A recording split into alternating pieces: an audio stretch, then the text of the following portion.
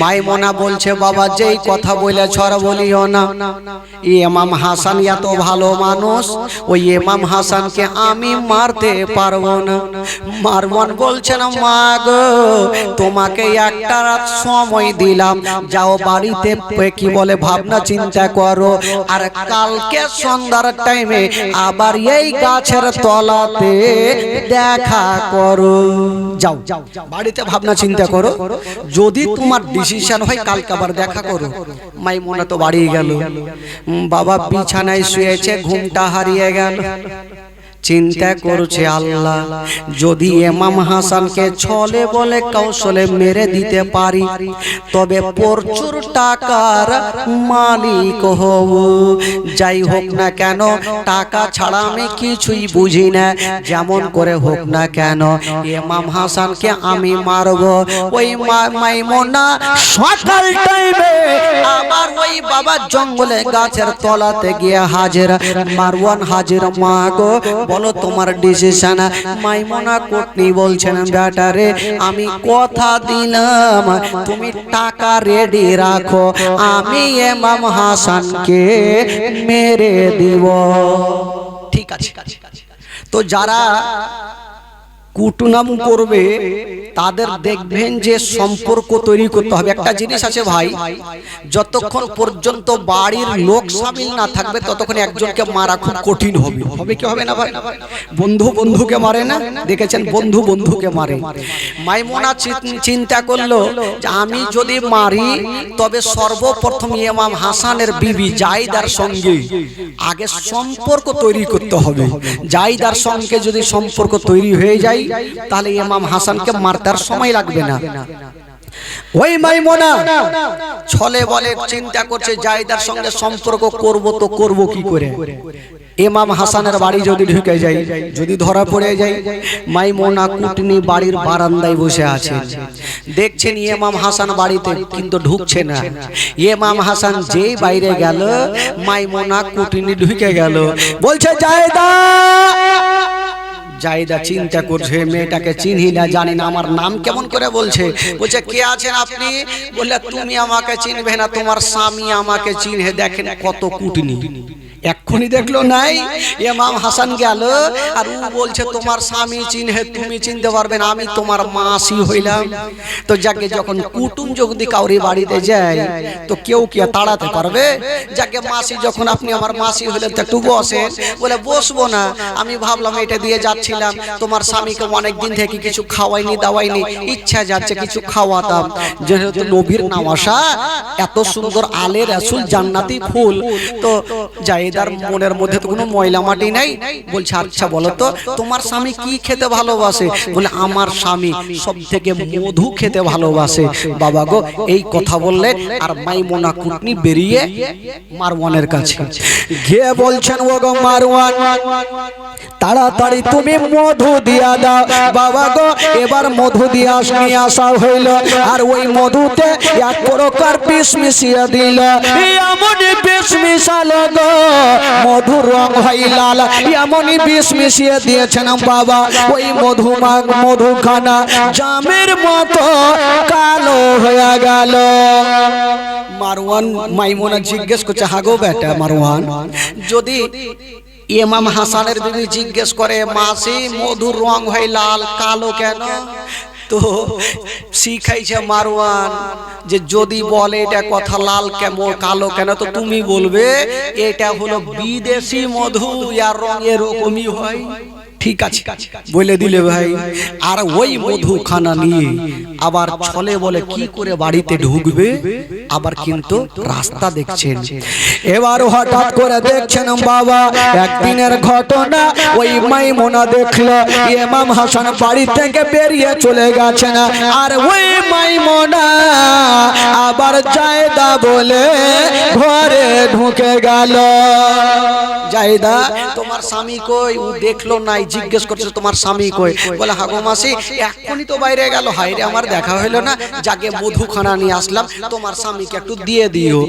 ঠিক আছে মধুখানা রেখে দেন, আপনি যান। বাবা গো চলে গেল। মাইমুনা বিবেরাদার বাইরে থেকে দেখছে না, এইদিকে বাবা গো সন্ধ্যার টাইমে ইমাম হাসান যেন বাড়ি ঢুকে গেল। বলছেন বেবি আমার যদি বাড়িতে খাবার তবে আমাকে দাও। বলছেন স্বামী গো বাড়িতে খাবার নেই, তবে মাসে মধুখানা দিয়ে গেছে, সর্বপ্রথম মধুখানা আপনি খেয়ে নিন।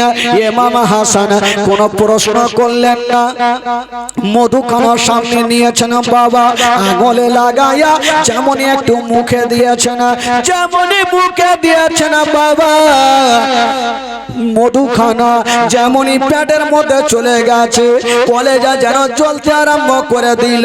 ইমাম হাসান বলছেন বিবি রে তুমি আমাকে বিষ দিয়েছো না মধু দিয়েছো?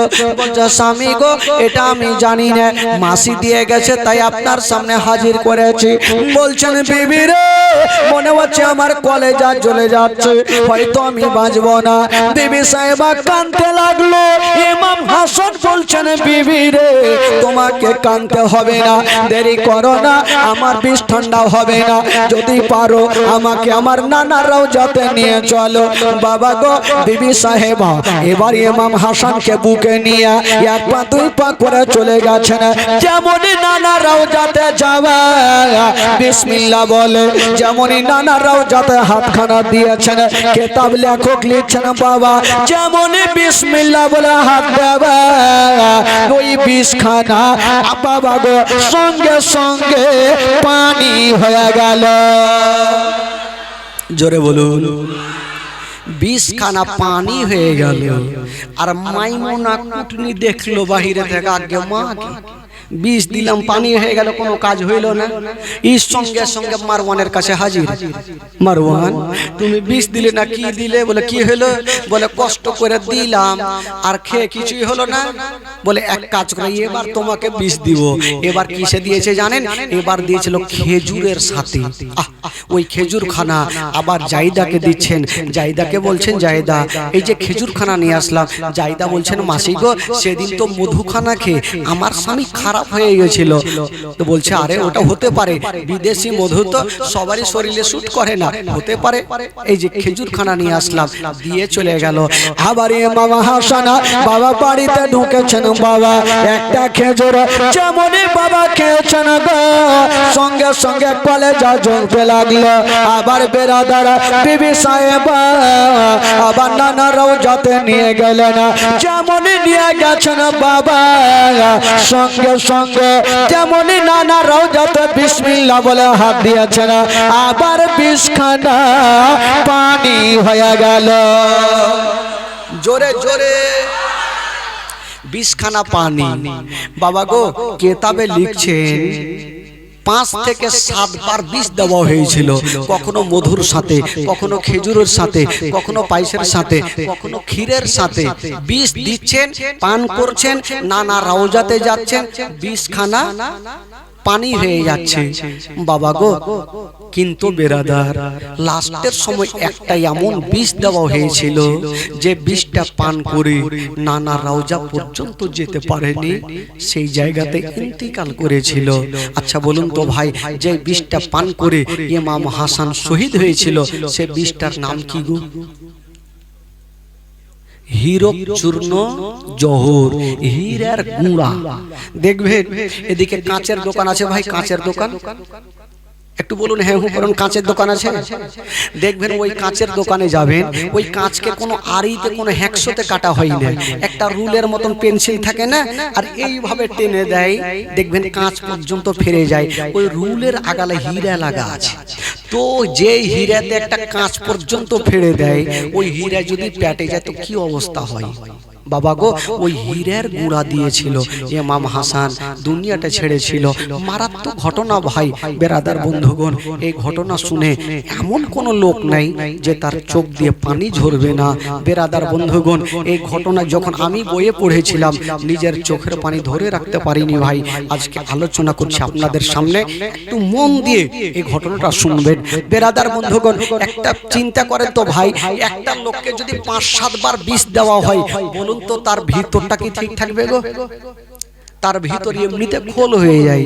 ইমাম হাসান অসুস্থ হয়ে বিছানাতে পড়ে গেছেন।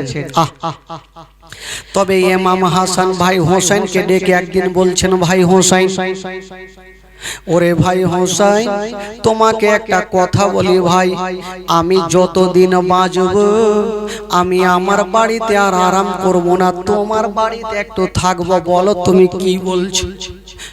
বেরাদার ইমাম হোসেন বলছেন, দাদা গো, বড় দাদা ছোট ভাইয়ের বাড়িতে থাকবে, এটাই আর থেকে বড় ব্যাপার কিছু হতে পারে না, আমার কোনো বাধা নেই, আপনি যতদিন পারেন আমার বাড়িতে থাকেন ভাই।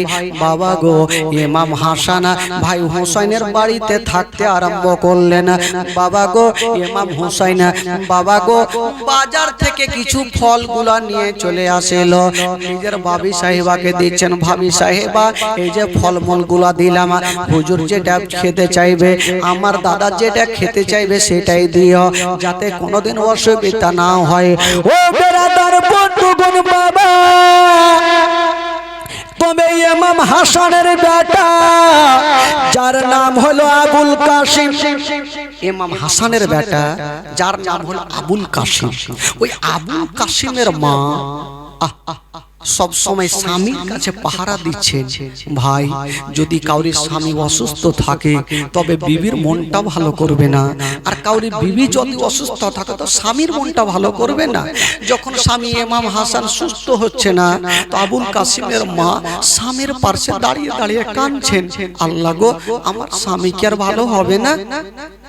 ইমাম হাসানের বিবি আবুল কাসিমের মা বহিন জাইনাবকে ডাকছেন। জাইনাবটাকে ইমাম হাসানের বহিন, এই যে বলেছিলাম না ইমাম হাসান হোসেন আর জাইনাব আর উম্মে কুলসুম, তো জাইনাবকে ডাক দিচ্ছেন আবুল কাসিমের মা, ওরে জাইনাব এক কাজ করো, আজকে রাতে আমি বাড়িতে থাকবো না, তুমি তোমার দাদার কাছে বসে থাকো। কেন ভাবি সাহেবা, আপনি কোথায় যাবেন? বলছেন, বহিন আজকে আমার স্বামীর জন্য আমার নানারাও যাতে যাবো একটু কাঁদতে, আমার নানার ওয়াসিলা দিয়ে বলবো আমার আল্লাহ যেন আমার স্বামীকে ভালো করে দেয়। বাবা গো, আবুল কাসিমের মা স্বামী যখন ভালো হয় না, জাইনাবকে বলে গেল, জাইনাব রে, আমি ফলমূল সব কিছু রেখে গেলাম, যখন আমার স্বামী তোমার ভাই খেতে চাইবে তখন তুমি সেটা দিয়ে দিও। এই কথা বলে দিয়া বাবা গো জাইনাব এক পা দুই পা করে যেন পৌঁছে গেল নানারাও যাতে। বাবা গো, এখানে ঘটনা শুনেন, নানারাও যাতে বিবি পৌঁছে গেল, কেন নিজের স্বামীর জন্য কাঁদতে গেল, আল্লাহ আমার নানার ওয়াস্তায় আমার স্বামীকে যেন ভালো করে দেয়। বিবি স্বামীর জন্য কাঁদছে, আর এই দিকে ইমাম হাসান বাবা বাড়ির মধ্যে শুয়ে একটা স্বপ্ন দেখছেন বাবা। কিন্তু বেরাদার, স্বপ্ন দেখার আগে যখন ইমাম হাসান ঘুমিয়ে গেছে, পার্শ্বে বহিন জাইনাব বসেছিল। জাইনাব দেখলো হুজুর যখন ঘুমিয়ে গেল, আমার জেগে কোনো লাভ নাই, আমিও ঘুমিয়ে যাই। ইমাম হাসানও ঘুমিয়ে গেল, আর বাবা জাইনাবও ঘুমিয়ে গেছে। ঘুমটা চলে আসলো, আর ঘুমের মধ্যে একটা স্বপ্ন দেখছেন বাবা। স্বপ্ন কি এমন দেখলো, কিন্তু বেরাদার স্বপ্ন দেখার আগে তবে একটা কথা বলে দি বাবা, বিষটা কেমন করে দিল। যখন ইমাম হাসান ঘুমিয়ে গেছে, একদিকে জাইনাব ঘুমিয়ে গেছে, ঘুমটা চলে আসলো, আর ওই নবীর দুশমন হীরার গুঁড়া নিয়ে, হীরা চূর্ণ জোহর নিয়ে যেন বাবা ঘরের মধ্যে ঢুকে গেল। কেমনই ঘরের মধ্যে ঢুকে গেছে, ওই হীরার গুঁড়া কানা বাবা কিসে দিবে, ভাতে দেওয়া যাবে না, ধরা পড়ে যাব। তরকারিতে যাবে না, ধরা পড়ে যাব। তবে হীরার গুঁড়া খানা আমি কিসে দিয়ে খাওয়াবো? বাবা গো, ওই নবীর দুশমন চতুর্দিকে তাকিয়ে দেখে, বাবা গো হঠাৎ করে একটা পানির কলসি দেখা গেল, পানির সোরাহা। কিন্তু আবুল কাসিমের মা ওই পানির কলসিতে বাবা গো সাদা কাপড় দিয়ে 7টা গিরহে দিয়ে বেঁধেছিল, যদি কেউ খুলে তবে ধরা পড়ে যাবে। বাবা গো বেঁধে দিয়েছিল, কিন্তু নবীর দুশমন ভাবলো আমি হীরার গুঁড়াটা যদি পানিতে দিই তবে কেমন করে দিব, গিরহে যদি খুলি তবে হয়তো ধরা পড়ে যেতে পারে। যদি ইমাম হাসানের বিবি কোন কি বলে প্রমাণ দিয়ে যায় বা কোন চিনহারি দিয়ে যায় তবে ধরা পড়ে যাব। ওই নবীর দুশমন হীরার গুঁড়া ওই পানিতে দিবে কেমন করে? বাবা কোব্রেনে একটা কথা ভাসলো, এই হীরার গুঁড়া আমি গিরহে খুলবো না, গিরহে না খুলে কেমন করে দিব? বাবা গো কাপড়ের ওপরে ধরুন, এটা কাপড়, হীরার গুঁড়া খানা এই কাপড়ের ওপরে ঘাসতে আরম্ভ করেছে। যেমনই ঘুষতে আরম্ভ করেছে মা, হীরার গুঁড়া গুলা ধুলো ধুলো হয়ে বাবা পানির মধ্যে মিশে গেল। যেমনই পানির মধ্যে মিশে গেল, নবীর দুশমন ভাবলো আর উপায় নাই, ইমাম হাসান আর বাঁচবে না। হীরার গুঁড়া দিয়া যেমনই নবীর দুশমন বাড়ি থেকে বের হতে যাবে, বাবা দুটা পায়ে এমন ভাবে প্যাঁচ হয়ে টাচ হয়ে গেল। যেমনই টাচ হইল, ইমাম হাসানের ঘুমটা ভেঙে গেল। ইমাম হাসান বলছে না, ওরে বহিন জাইনাব তাড়াতাড়ি করে উঠে যাও। জাইনাব চট করে উঠে গেল। হুজুর কি ব্যাপার, কি এমন হয়ে গেল, কেন আপনি উঠালেন না? জাইনাব তাকিয়ে দেখছেন ইমাম হাসানের সমস্ত শরীর দিয়ে যেন ঘাম বের হচ্ছে। ইমাম হাসান বলছেন, বহিন জাইনাব রে, তুমিও ঘুমিয়ে গেছো আর আমিও ঘুমিয়ে গেছি। ঘুমের মধ্যে আমি একটা স্বপ্ন দেখেছি। বলছে হুজুর কি স্বপ্ন দেখেছেন? বলছে বহিন তোমাকে স্বপ্নের কথা পরে বলবো, আগে একটা কাজ করো। আমি স্বপ্নটা দেখে আমার কলেজা শুকিয়ে গেছে, আমার হুলকুমটা শুকিয়ে গেছে।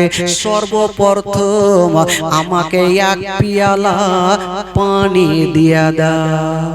জাইনাব চতুর্দিকে তাকিয়ে দেখছেন মা, কলসিতে পানি, কিন্তু সুন্দর করে মুখটা বাঁধা।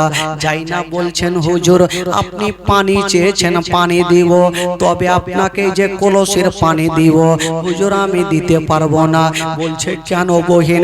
বললো হুজুর এটা হলো ঠান্ডা রাত্রের পানি, আপনি 5টা মিনিট সহ্য করেন, আমি লোটা নিয়ে যাব আর টাটকা পানি এনে আপনাকে দিব। ইমাম হাসান বিছানায় থাকলো বাবা গো, আর জাইনাব একটা লোটা নিয়ে একটা গেট দিয়ে টাটকা পানি আনতে গেল। যেমন একটা গেট দিয়ে পানি আনতে গেল, আর ওই দিক থেকে আবুল কাসিমের মা ইমাম হাসানের বিবি নবীর রওজাতে দোয়া শেষ করে একটা গেট দিয়ে ঘরে ঢুকে গেল। যেমনই ঢুকলো দেখছে ইমাম হাসান বিছানায় ছটফট করে কাঁদছে। বলছে স্বামী গো আমার, কি এমন হয়ে গেল, আপনি কাঁদছেন কেন? বলছে বিবি আমি তোমাকে পরে বলবো, আগে একটা কাজ করো, আমাকে একটু পানি পান করিয়ে দাও।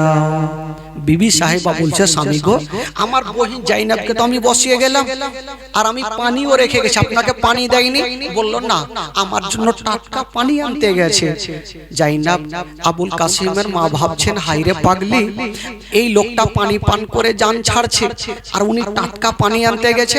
স্বামী গো আপনি চিন্তা করবেন না, আপনি একটু দাঁড়ান, এই যে কলসি থেকে পানি আমি ঢালবো, আপনাকে অল্প পানি দেবো হুজুর, একটু গলাটা ভিজিয়ে নেবেন, তারপরে জাইনাব যখন টাটকা পানি আনবেন তখন আপনি মন ভরে পানি পান করবেন। আহ বিবি জানে না যে এই পানি নেই, এটা বিষ হয়ে গেছে। বাবা গো কলসির মুখটা খুলতে আরম্ভ করলো, একটা করে করে 7টা গিরহা খুলেছে, সন্দেহ থাকলো না। ওই কলসির এক পিয়ালা পানি ঢেলে বাবা নিজের স্বামীকে দিচ্ছে। জানে নিজের হাতের পানি খেয়ে স্বামী দুনিয়াটা ছেড়ে বিদায় নিয়ে চলে যায়। জাইনাব জানে না এই পানি বিষ হয়ে গেছে। হঠাৎ করে বাবা গো এই কলসির পানি ঢেলে নিজের স্বামীকে দিচ্ছেন। স্বামী গো, আমি জানি এই কলসিতে কিছু নাই, এই জন্য নাই, আমি 7টা গিরে দিয়েছিলাম, এখন 7টা গন্তি করে খুললাম, পানিটা পান করে। ইমাম হাসান যেমনই পানি খানা নিয়ে বাবা গো যেমনই পান করেছে, পানি খানা যেমনই পান করতে নাই, ইমাম হাসানের কলেজা যেন ছিঁড়তে আরম্ভ করে দিল। ইমাম হাসান জমিনে ছটফট করতে লাগলো, কাটা মুরগির মতো লাফাচ্ছে। ওইদিকে জাইনাব টাটকা পানি নিয়ে চলে আসিল। জাইনাব বলছেন, ভাবি সাহেবা, আমি তো এক্ষুনি হুজুরকে ভালো দেখে গেলাম, কিন্তু এখন কেন ছটফট করে? বলছে, জাইনাব রে, এই কলসির পানি হয়তো পানি নেই, এতে হয়তো কেউ বিষ মিশিয়ে দিয়েছে। জাইনাব হাউমাউ করে কাঁদতে লাগলো। আল্লাহ, হুজুর যখন ঘুমিয়ে গেছিল আমিও ঘুমিয়ে গেছিলাম, জানি না কোন নবীর দুশমনে এই কাজ করে দিল, আমি জানতে পারলাম না। ইমাম হাসান কাটা মুরগির মতো ছটফট করতে লাগলো। জাইনাব একদিকে কাঁদছে, বাবা একদিকে উম্মে কুলসুম কাঁদছে, একদিকে জাইদা কাঁদছে, একদিকে হাসান বানু কাঁদছে, সবাই হাউমাউ করে কাঁদতে লাগলো। বাবা গো, দেখবেন মা, যখন কেউ বিষ পান করে দেখবেন বমি বমি ভাব হয়। ইমাম হাসান যেন বমি বমি ভাব হতে লাগলো। জাইনাব মনে করছেন, আল্লাহ, হুজুরকে আমি মাটিতে বমি করতে দিব না, আমি মাটিতে বমি করতে দিব না। সঙ্গে সঙ্গে ঘর থেকে একখানা থালা নিয়ে চলে আসিল, ইমাম হাসানের সামনে রেখেছে। হুজুর, আপনি মাটিতে বমি করবেন না, আপনি থালার মধ্যে বমি করেন। ইমাম হাসান থালার মধ্যে বমি করছে, কিন্তু কোনো খাবার উঠে আসে না, শুধু পানি পানি উঠে আসছে। বাবা গো, ওই পানি পানি উঠে আসছে। জাইনাব মনে করছেন, আল্লাহ, আমি একবার তাকিয়ে দেখি। থালা খানা নিয়ে যেমনই চোখের সামনে করে দেখেছেন, বাবা ওই থালাতে শুধু পানি নেই, শুধু পানি নেই মা, ওই পানির মধ্যে টুকরো টুকরো হয়ে কলেজা গোলা ভাসে। তার মানে বুঝা গেল ইমাম হাসানের কলেজাগুলো টুকরো টুকরো হয়ে যেন ওই পানিতে ভাসতে আরম্ভ করেছে। জাইনাব একদিকে কাঁদতে লাগলো, ওইদিকে ইমাম আবুল কাসিমের মা বলছে, ওরে জাইনাব রে, তুমি পানি দেখে কেন কাঁদছো বলো? বলছেন, ভাবি সাহেবা, আমি কেন কাঁদছি একবার আপনি তাকিয়ে দেখেন। যেমনই তাকিয়ে দেখেছেন বাবা, যেমনই তাকিয়ে দেখেছেন, দেখছেন বাবা পানিতে কলেজা গলা ভাসে। এবার জাইনাব ভাবছেন, আল্লাহ গো, আমি কেমন করব আল্লাহ। বেরাদার বন্ধুরা, ইমাম হাসান বলছেন, বিবি রে, দেরি করো না, আমাকে তাড়াতাড়ি করে আমার নানা রওজাতে নিয়ে চলো। ইমাম হাসানকে দাঁড় করিয়েছেন, যেমনই দাঁড় করিয়েছেন বাবা, কিন্তু ইমাম হাসান দাঁড় করার পরে কিন্তু দাঁড়িয়ে থাকতে পারে না, জমিনে পড়ে গেল। যেমনই জমিনে পড়ে গেছে, ইমাম হাসান বলছে, আমি যেতে পারবো না। তবে নিজের বেটাকে ডাক দিচ্ছেন, বেটারে, ওরে বেটা আবুল কাসিম, বেটা তাড়াতাড়ি করে আমার কাছে চলে আসো। আবুল কাসিম চলে আসিল। আব্বা গো, কি হইল? বলছে, যারে বেটা যা, তোমার চাচা হুসাইনকে ডেকে আনো। আবুল কাসিম দৌড়াতে দৌড়াতে গেল আর চাচা হুসাইনকে খবরখানা দিল, চাচা গো, আমার আব্বা কেমন হয়ে গেছে। চাচা, আব্বা তাড়াতাড়ি চলেন চাচা। ইমাম হুসাইন দৌড়িয়ে চলে আসিল। যেমনই দৌড়িয়ে আসেন মা, দেখছেন ইমাম হাসান একটা মুরগির গলা কাটলে যেমন ছটফট করে, দেখছেন ইমাম হাসান যেন ছটফট করে যাচ্ছে। ইমাম হোসেন দেরি করলেন না, ইমাম হাসানকে টেনে বুকখানে লাগিয়েছে। দাদা গো, দাদা গো, কি এমন হয়ে গেল? কে আপনাকে এরকম করলে বলো না? বলছে, ভাই হোসেন রে, এই কলসির আমি পানি পান করেছি বলি আমার এই অবস্থা হয়ে গেল। ইমাম হোসেন বলছেন, দাদা গো, তুমি যখন কলসির পানি পান করেছো, আমিও কলসির পানি পান করব। ইমাম হোসেন যেই কলসিতে হীরক চূর্ণ জোহর ছিল, ইমাম হোসেন বাবা গো ওই কলসির পানিটা নিয়েছে, কলসিটা নিয়ে যেমনই পানি পান করতে যাবে, ইমাম হাসান দেখছেন আল্লাহ আমি পানি পান করে আমার অবস্থা খারাপ হয়ে গেছে, ভাই হোসেন যদি পান করে তবে হোসেন হয়তো বাঁচবে না। ইমাম হাসান উঠে গেল, বাবা হাতে একটা বাড়ি মেরে দিল, যেমনই মেরেছে ওই পানি খানা বাবা গো কলসি খানা জমিনে পড়ে গেছে, কলসি জমিনে পড়েছে, কলসিতে ফেটে গেল, মাটি পানিতে পড়ে কি বলে মাটিতে পানি পড়ে গেল। তবে খোদার কসম পানি যত দূর পর্যন্ত পড়েছে ওই মাটি পর্যন্ত জ্বলে গেল।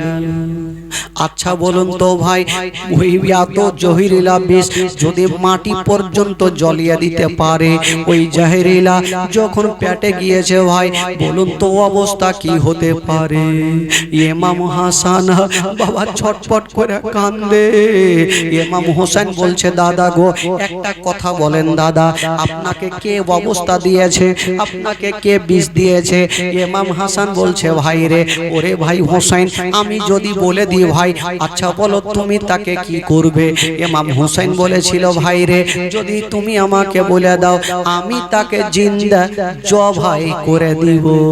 ইমাম হাসান বলছে ভাই রে আমাকে যে দিয়েছে আমি তাকে পিছন থেকে দেখেছি, তবে ভাই রে আইডিয়াতে আমি তার নাম খানা বলবো না, আমি যার নাম বলবো সে যদি না হয় তাহলে গুনাহগার আমি হব, ভাই নামটা তোমাকে বলবো না। তবে ভাই হোসেন রে তোমাকে একটা কথা বলে দি, আমাকে যে বিষ দিয়েছে ভাই রে আমি তাকে ক্ষমা করে দিয়েছি, আমি আল্লাহকে সঁপে দিয়েছি, আল্লাহ তার বিচার করবে। বাবা গো এই কথা বলতে নেই, ইমাম হাসান যেন ছটফট করতে লাগলো। ওইদিকে আবুল কাসিম বাপের পাশে দাঁড়িয়ে দাঁড়িয়ে কাঁদছেন, আব্বা গো আব্বা আপনার কি হয়ে গেল আব্বা, আপনি কাঁদছেন কেন আব্বা? তবে ইমাম হাসান বেটা আবুল কাসিমকে ধরে একটা কথা বললেন, বেটা রে বেটা একটা কথা বলি বেটা, একটা তাবিজ দিচ্ছেন বেটা আবুল কাসিমের হাতে, আর দিয়ে বলছে বেটা রে যেদিন তুমি সব থেকে বিপদে পড়বে সেদিন এই তাবিজটা খুলে দেখিও। তবে বেটা একটা কথা মাথায় রাখিও, যদি কোনোদিন বেটা আগুনে ঝাঁপ দেওয়ার মতো পরীক্ষা আসে বেটা, তোমার চাচা হোসেনকে আগে ঝাঁপ দিতে বলবে না, হোসেনের আগে তুমি আগুনে ঝাঁপিয়ে যাও বেটা। তবে বেটা হোসেন কি বলে আবুল কাসিম রে তোমার চাচার কাছে তুমি থাকো, তোমার চাচা কথা মতো চলো বেটা। আবুল কাসিমকে বাবা ইমাম হোসেনের হাওয়ালা করে দিয়া ইমাম হাসান বাবা গো আস্তে আস্তে দুর্বল হয়ে গেল। ইমাম হাসান বলছে ভাই হোসেন রে একটা কথা বলো ভাই আমার শরীরের রংটা কেমন লাগছে? ইমাম হোসেন একবার গাছের পাতার দিকে দেখছেন, একবার দেখছেন দাদা হাসানের দিকে, আর বলছেন দাদা গো গাছের পাতা যেমন সবুজ আপনার চেহারা সবুজ হয়ে গেছে, আপনার চেহারা সবুজ হয়ে গেছে। ইমাম হাসান বলছে ভাই হোসেন রে তবে বুঝে নাও আমার নানা বলেছিল যেদিন আমার বড় নাতিকে বিষ পান করাবে সেদিন গাছের পাতার মতো আমার বড় নাতির চেহারা সবুজ হয়ে যাবে, সেদিন ইন্তিকাল করবে। ভাই হোসেন রে দুনিয়ার কথা মিথ্যা হতে পারে, আমার নানার কথা মিথ্যা হতে পারে না, আমার চেহারা যেমন সবুজ হয়ে গেছে ভাই রে আমি আর দুনিয়াতে থাকবো না। তবে ভাই রে তোমাকে একটা কথা বলে দি ভাই, আমি যদি ইন্তিকাল করে যাই ভাই, তবে ভাই রে আমি যদি ইন্তিকাল করে যাই তবে শেষের সময় তোমাকে একটা কথা বলি, ওরে ভাই হোসেন আমি তোমার কাছে থাকলাম ভাই, যদি চলাতে ফিরাতে যদি অন্যায় করে থাকে আমাকে বড় দাদা বলে ক্ষমা করে দিও। ইমাম হোসেন বলছে দাদা গো আপনি কেন আমার কাছে ক্ষমা চাইছেন? দাদা গো আমি যদি অন্যায় করে থাকি আপনি আমাকে ক্ষমা করে দিয়েন। ভাই ভাইয়ের কাছে ক্ষমা চাইছে। বেরাদার বন্ধুরা ইমাম হাসান একবার উপরে নজর করলেন বাবা, আর নিচে নজর করেছেন, দেহু থেকে রূহ পারওয়াজ হয়ে গেল। সকলে পড়ো না ইন্না লিল্লাহি ওয়া ইন্না ইলাইহি রাজিউন। আল্লাহুম্মা সাল্লি আলা সাইয়্যিদিনা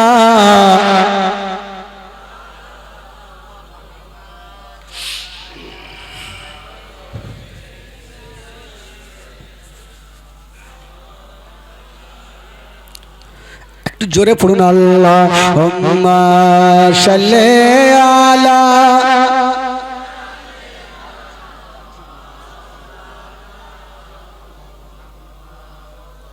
ওয়ালা আলে সাইয়্যিদিনা মাওলানা মুহাম্মদ সাল্লাল্লাহু তাআলা আলাইহি ওয়াসাল্লাম। কি ভাই শেষ করে দেব নাকি? পচা যাবে সব টাইনে শেষ করে দিয়েছে। বলছি সে বলছে আপনারা আছেন বলে বলছি, কালকে যেন এটা চেঞ্জ হয়ে যায় ভাই। আমি আসবো না, প্রোগ্রামের দরকার নেই। হ্যাঁ, কারণ হাবিব ভাই এরকম না, আমার দুটা নার্সিং হোম চলছে, সময় নেই তাও আসছি। দুটা নার্সিং হোম চলছে আমার, তা এরকম পচাতে আমি ভাবছেন জীবনী করব, ছাড়তে পারছি না, তার জন্য প্রোগ্রামগুলো করছি ভাই। এইটা যেন ঠিক হয়ে যায়। কমিটিকে বলবো, কমিটি তো 40টা কমিটি, আগে এটা ঠিক করবেন, তারপরে ফোন করবেন আমাকে। বেরাদার বন্ধুগণ, কারণ আমাদের হচ্ছে ভাই কন্টিনিউ প্রোগ্রাম না, একটাতে যদি গলা খারাপ হয়ে যায় তো দ্বিতীয় মাইক প্রোগ্রাম কি করে করব? আওয়াজ টানছে, অসুবিধা হচ্ছে। এতগুলো লোক বসে আছেন বলে আমি শেষ করছি না বা বলছি, কষ্ট হলেও একটু বলতে হবে, যেহেতু আপনারা শোনার জন্য বসে আছে। তবে একটু শুনিয়ে দিই, যেহেতু আপনারা শুনতে চাইছেন। আর একটু আওয়াজ আমার কানে গিয়েছে যে কালকে নাকি একটু তাড়াতাড়ি শেষ হয়ে গেছে, লোকের মন মেজাজ খারাপ, বলছে তাড়াতাড়ি শেষ হইলে কেন? তো আজকে একটু শোনাবো আমি ভাবছি, কিন্তু বুঝতে পারছেন কেন শোনাই না। যাকে একটু শুনিয়ে দিই আজকে, কালকে ঠিক হয়ে যাবে ইনশাল্লাহ। একবার মোহাব্বতে বলুন তো সুবহানাল্লাহ, আরো জোরে বলুন সুবহানাল্লাহ, একটু দুই হাত তুলে বলুন ইয়া রাসূলুল্লাহ, বলুন ইয়া হাবিবাল্লাহ। মাশাআল্লাহ, সব তো টাটকা হয়ে আছেন ভাই। ঘুম ঘুম ভাব লাগে তো আলাদা লাগে, সব জিন্দা হয়ে আছে। হ্যাঁ, এই ঘুম আসবে না, বাপরে লাইন ধরেছে মা বহিনের আগে, দেখে গোটা গ্রাম চলে এসছে। হ্যাঁ, বেরাদারান ইসলাম বন্ধুগণ ভাই, এবার কালকে একটু মদিনা গেছিলাম ভাই, আজকে চলেন মদিনা, তারপরে আবার ঘটনা শুরু করব যে ইমাম হাসান যখন দুনিয়া থেকে গেলেন তারপরের ঘটনা কি ঘটছে, মারাত্মক ঘটনা হবে ভাই। চলুন একটু গোটা মাজমা মদিনা। আচ্ছা, যারা মদিনা যাবেন একটু হাত তুলে দেখান তো, যারা যাবেন। মাশাআল্লাহ, কিছু লোক আছে পর হাত তুলছে না, ভাবছে টাকা নিয়ে তো কুন্ডে থেকে যাব। দেখেন ভাই, টাকা লাগবে না, লাগবে দিল। যার দিল আছে তার মদিনা আছে, যার দিল নাই তার মদিনাও নাই। তো যখন টাকার জন্য যেতে পারবো না, রাজনগর মডেল থেকে ছুলে মাছুয়াটোলা থেকে ঘুরে আসি, মাছুয়া কমিটি নাকি, চলেন এই গ্রাম থেকে ঘুরে আসি মদিনা। গোটা মাজমা আমার সঙ্গে করেন। আমার ভালো লাগে না, আমি যাব মদিনা, আমার ভালো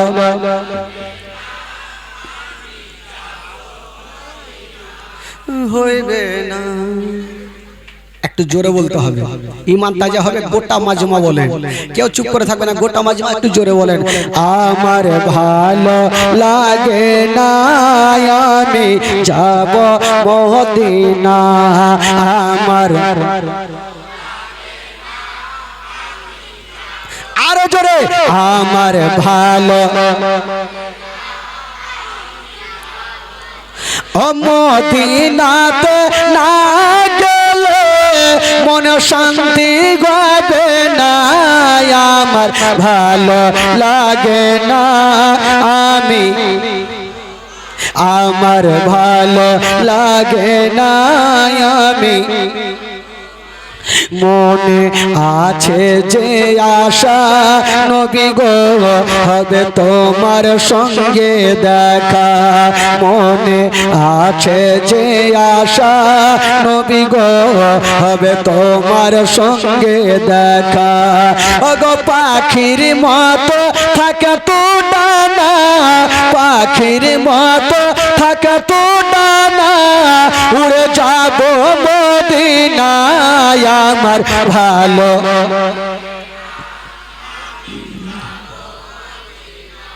সামনে গুলা বলছে, পিছনের গেলা বলে।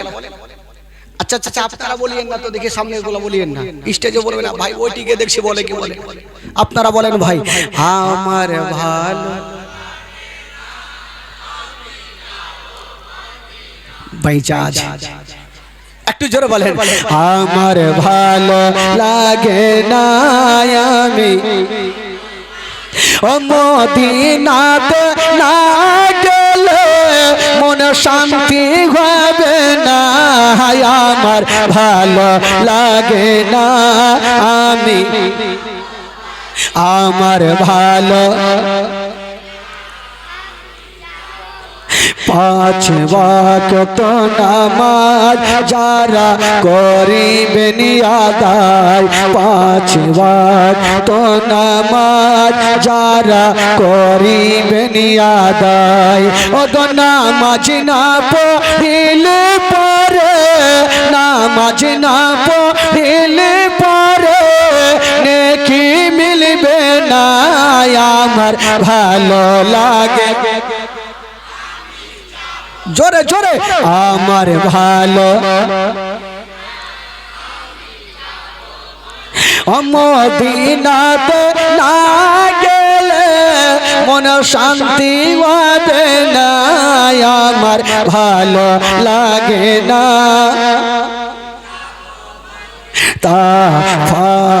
চলে এসেলাম আজ জীবনী করে, চলে এসেলাম আজ জীবনী করে, এই জীবনী না শুনিলে, এই জীবনী না শুনিলে নেকি মিলবে না, আমার ভালো লাগে, আমার ভালো লাগে না, আমি যাব মদিনা, আমার ভালো মোহাব্বতে বলুন সুবহানাল্লাহ, আরো জোরে। এবার একটু ঘটনা শুনুন ভাই। ইমাম হাসান যখন দুনিয়া ছাড়লেন, ইয়াজিদ প্রচন্ড খুশি, পথের কাঁটা আর থাকলো না। ওই ইয়াজিদ পাপী বাবা গো, এবার ইমাম হুসাইনকে একখানা চিঠি লিখলো, ওগো ইমাম হুসাইন, এবার তুমি ইয়াজিদের হাতে হাত দিয়ে মুরিদ হয়ে যাও। ইমাম হুসাইনের হাতে যখন চিঠি পৌঁছে গেল, ইমাম হুসাইনের কাছে একজন গভর্নর গিয়ে যখন পৌঁছে দিল, ইমাম হুসাইন বলে এক কাজ করো, আমাকে বলেছেন ঠিক আছে, আমাকে একটা রাত সময় দাও, আমি ভাবনা চিন্তা করব, আমার ডিসিশন আমি কালকে জানাবো। এই কথা বলে ইমাম হুসাইন চিন্তা করছেন। বাবা গো, ইমাম হুসাইন, এই যুবকেরা একটু শুনেন ভাই, ইমাম হুসাইন চিন্তা করলো, যদি আমি ইয়াজিদের হাতে হাত দিয়ে মুরিদ না হই তবে যুদ্ধ শুরু হবে, আর যুদ্ধ যখন হবে তখন কত নামাজি বেনামাজি ভালো মানুষেরা কাটা পড়বে, তাছাড়া আমার নানার রওজা মোবারক ভেঙে দিবে, না আমি এ যুদ্ধ হতে দিব না, আমি আর থাকবো না, এ মদিনাতে থাকবো না, আমি সকাল বেলাতে চলে যাব মক্কা। কিন্তু বেরাদার, ইমাম হুসাইন বাবা গো রাত্রে বেলা সবাইকে বলল, তোমরা একটা কাজ করো, তোমরা সবাই আমার কাছে চলে আসো। বাবা হালিয়ারা যারা ছিল ইমাম হুসাইনের কাছে সবাই চলে আসিল। ইমাম হুসাইন বলল, ওরে আমার আলিয়ারা, তোমরা এক কাজ করো, তোমরা নিজের সামানপত্র গুলা গোছিয়ে নাও। ওরে বেটা আলী একবার রে, তোমরা সামান পত্র গুছিয়ে লাও, বেটা আলী একবার সামান গুছিয়ে লাও। ওরে আবুল কাসিম সামান গুছিয়ে লাও, আলী একবার সামান গুছিয়ে লাও, সবাই তোমরা তৈরি হয়ে যাও। বাবা গো সবাই বলছে, হুজুর আপনি কোথায় যাবেন? বলছে আমি যাব ওই মক্কা শরীফে, মদিনাতে থাকবো না, যদি মদিনাতে থাকি তবে যুদ্ধ শুরু হয়ে যাবে, আমার নানা রওজা মোবারকা ভেঙে যাবে, আমি থাকবো না, সকাল বেলাতে চলে যাব মদিনা। ইমাম হুসাইন বলছেন, আমার আলিয়ারা তোমরা রাত্রি বেলাতে সামানপত্র গোছিয়ে লাও। তবে ইমাম হোসেন ভাবছেন আমি যাব আর শেষবারের মতো আমার নানার রওজা মোবারকটা জিয়ারত করে নিব। ইমাম হোসেন নানার রওজা মোবারকায় চলে গেছে শেষের সময়। বাবা গো আর নানার রওজা মোবারকা দেখতে পাবে না। নানা রওজা মোবারকায় হাত দিয়ে বলছে নানা গো আমি আপনার ছোট্ট নাতি হোসেন, নানা গো একটা কথা বলবো গো নানা গো এই মদিনা শরীফে দুশ্মনানক হয়ে গেছে, নানা গো আর মদিনাতে থাকবো না, নানা গো আমি চলে যাব মক্কা। বলছে নানা গো আপনি এসেছিলেন মক্কা থেকে মদিনা, আর আমি যাব গো নানা মদিনা থেকে মক্কা। নানা গো আপনি এসেছিলেন মক্কা থেকে মদিনা, আর আমি যাব নানা মদিনা থেকে মক্কা। তবে নানা গো আপনি এসেছিলেন রাত্রি বেলাতে, আর আমি যাব গো নানা কালকে সকাল বেলাতে। নানা গো আপনি এসেছিলেন আমার বাবা শেরে খোদা আলীকে সাথে নিয়ে, আর আমি যাব গো নানা আমার 22 বছরের বেটা জয়নাল আবেদিনকে নিয়া। নানা গো আমি চলে যাব গো নানা মক্কা।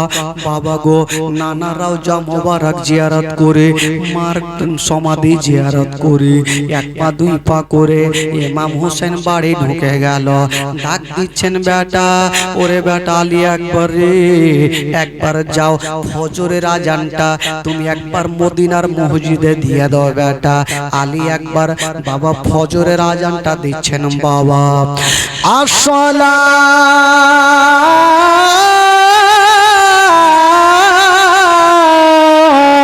তো খৈরুম মিনান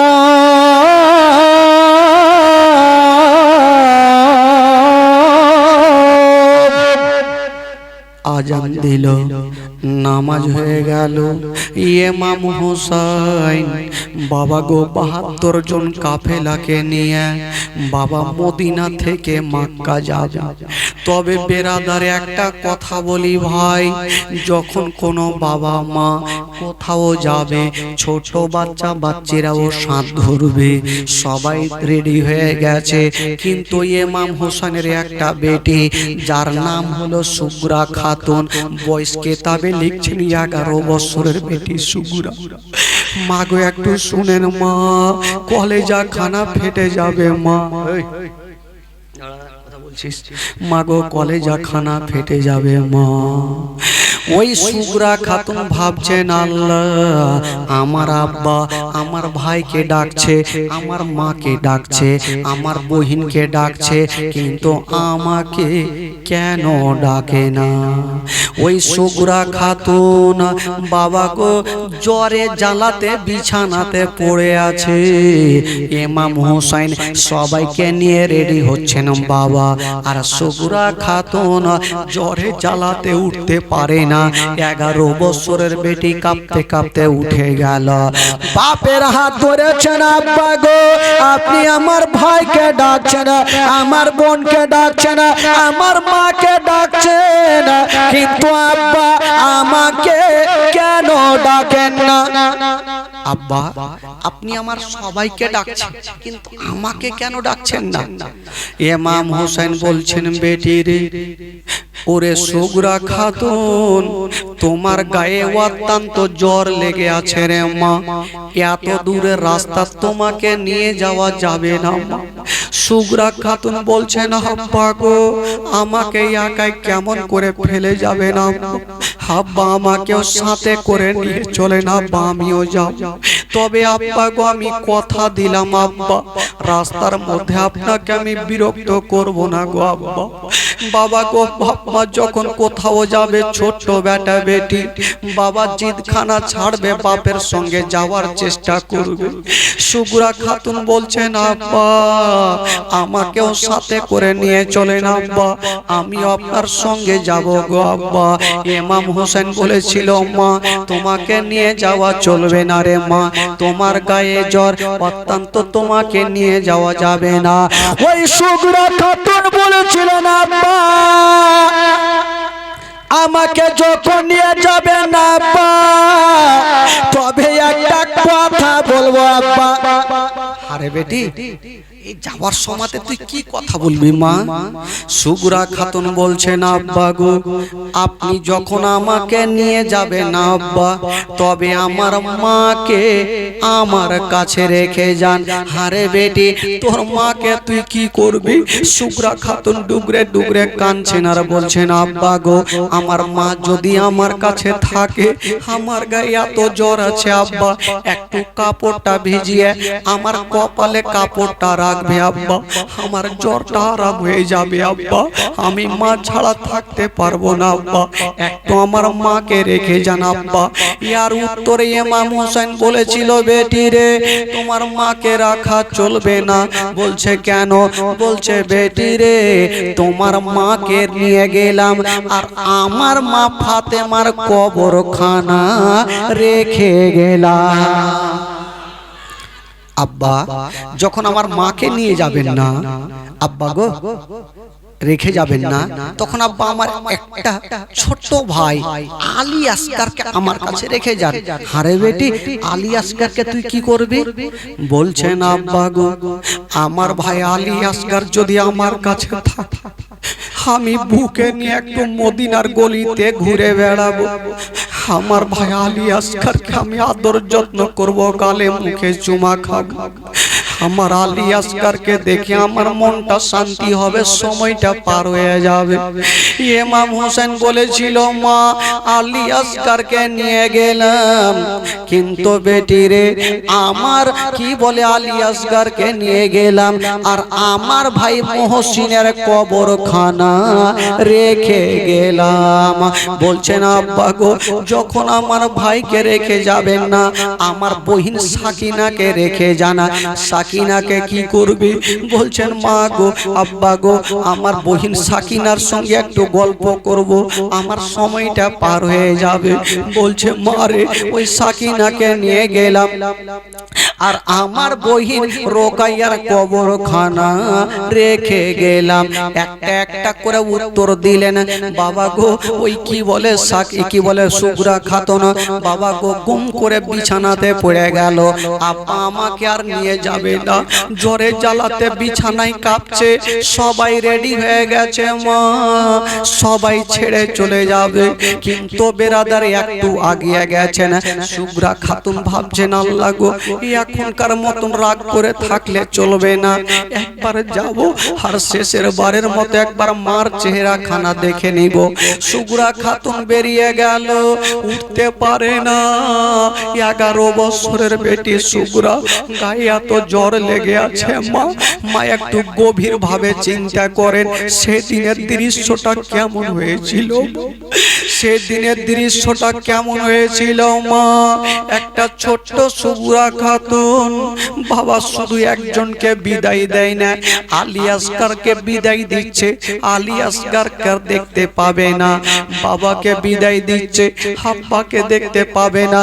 আলী আকবরকে বিদায় দিচ্ছে, আলী আকবরকে দেখতে পাবে না।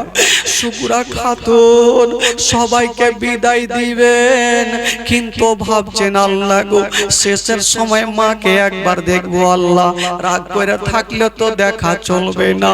আল্লাহ কত বুদ্ধি জ্ঞান দিয়েছে। ওই সুগরা খাতুন বিছানা থেকে উঠে পিছন থেকে একবার মা বলে ডেকে নিল। যেমনই মা বলে ডেকেছে, কোন বেটি যদি মা বলে পিছন থেকে ডাক দেয়, ওই মায়ের এক কদম আগে বাড়বে না। বাবা গো, এক কদম আগে বাড়বে না। আলী আসগারের মা, সুগরা খাতুনের মা হঠাৎ করে দাঁড়িয়ে গেল। ইমাম হোসেন বলছে, বিবি চলো। বলছে, স্বামী গো, আমি চলে যাব স্বামী গো, তবে একটা কথা বলবো স্বামী গো, আজকে আমি চলে যাব, তবে স্বামী গো, যখন আমার সুগরা খাতুন আমাকে মা বলে ডাক দিয়েছে, মনে হচ্ছে আমার কলেজাতে ধাক্কা দেখে আমার কলেজাতে ধাক্কা লেগেছে। স্বামী গো একটু আমাকে 5টা মিনিট সময় দে, আমি যাব আর আমার শুভ্রা খাতুনকে একবার বুকখানে জড়িয়ে ধরবো। ইমাম হোসেন বলছেন বিবি আমার, তোমাকে পারমিশন দিলাম, তুমি যাও, দয়াতে ময়াতে তুমি থেকে যেও না। বলছে স্বামী গো আমার, আমি কথা দিলাম আমি থাকবো না, শুধু আমার বেটিকে একবার বুকখানে আমি জড়িয়ে ধরবো। বাবা গো ইমাম হোসেন বলল ঠিক আছে যাও। বাবা গো দৌড়াতে দৌড়াতে গিয়ে শুভ্রা খাতুনকে টেনে যেন বুকখানে লাগিয়ে দিয়েছে। বলছে বেটি রে, তুমি আমাকে পিছন থেকে কেন ঢাক দিয়েছো রে মা? আমার কলেজাতে ধাক্কা লেগেছে। শুভ্রা খাতুন হাউমাউ করে মার বুকখানে লেগে কাঁদতে, শুভ্রা খাতুন মার বুকখানে লেগে কাঁদতে লাগলো হাউমা করে, মা গো আমাকে ছেড়ে যেও না মা, মা গো আমি একাই থাকতে পারবো না, আমাকে সাথে করে নিয়ে চলেন মা। বলছেন বেটি রে, তুমি চিন্তা করো না মা, তোমার গায়ে অত্যন্ত জ্বর মা, তবে মারে তুমি থাকো মা। বেটিতে কথা চলছে, আলী একবার দৌড়িয়ে চলে আসিল, শুভ্রা বহিনের হাতখানা ধরে বলছে বহিন শুভ্রা তুমি চিন্তা করিও না, আমি তোমার দাদা কথা দিলাম কয়েক মাস পরে আমি তোমাকে নিয়ে যাব নিজে দায়িত্ব করে। বহিন আমরাকে বিদায় দাও। শুভ্রা খাতুন বলেছিল মা, মা গো তুমি থেকে যাও মা, আমাকে ছেড়ে যেও না মা। মা গো দেখো আমার কপালে হাত দিয়ে দেখো বাবা, মার হাতখানা নিয়ে বেটি নিজের কপালে দিয়েছে। মা গো আমার হাতখানা দিয়ে রাখো মা। যেমনই মা হাত দিয়েছে বাবা এত জ্বর লেগে আছে।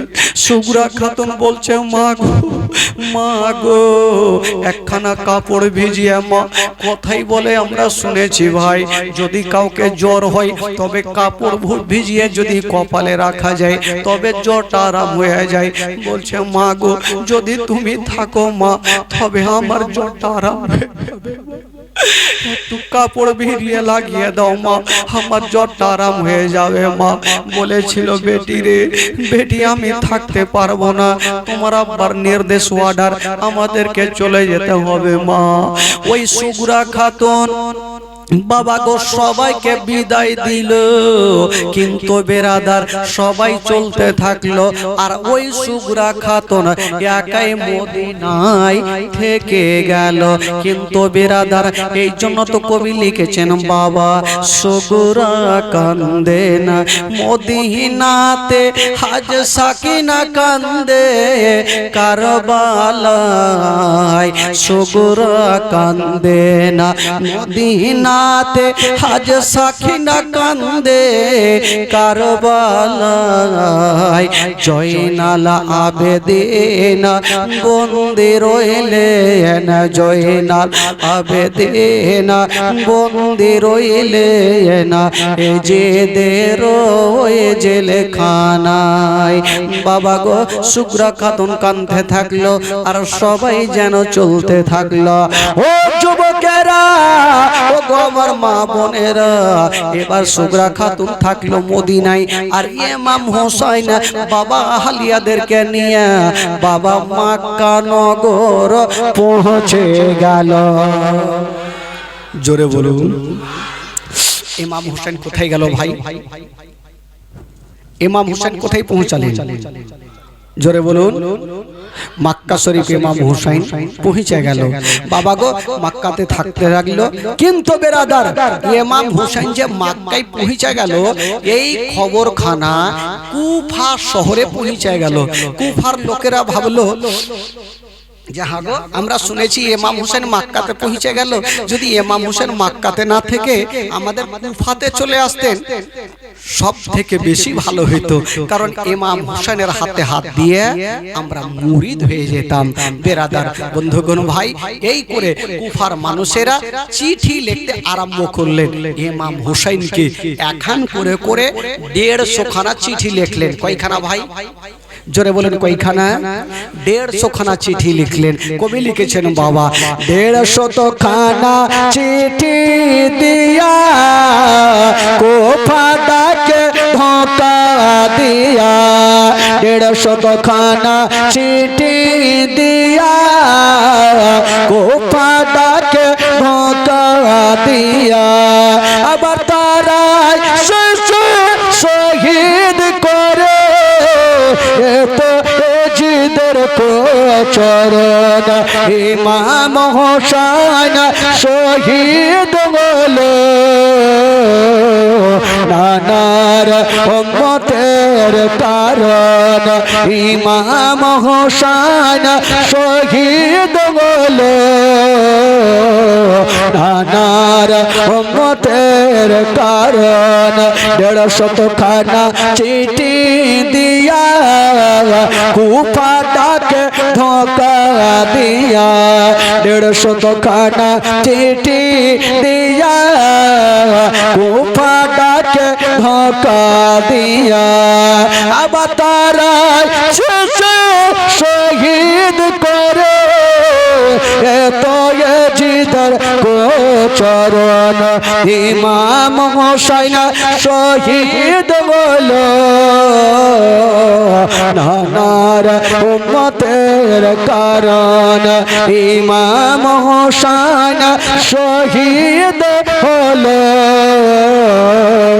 নানার উম্মতের কারণ মোহাম্মদে বলুন সুবহানাল্লাহ বাবা গো এবার বন্ধুগণ ভাই 150 খানা চিঠি কুফার মানুষেরা ইমাম হোসেনকে লিখলো ইমাম হোসেন 150 খানা চিঠি পড়ছেন ফেলে দেন না একটা করে পড়ছেন আর পকেটে জমা রাখলেন বাবা গো এই যে চিঠিগুলা দেওয়ার পর কি হবে আবার কালকে আপনারা সেখান থেকে শুনতে পাবেন বেরাদার বন্ধুগণ সকলে দাঁড়িয়ে যান আর সালাতু সালাম পড়ুন ইয়া নবী সালাম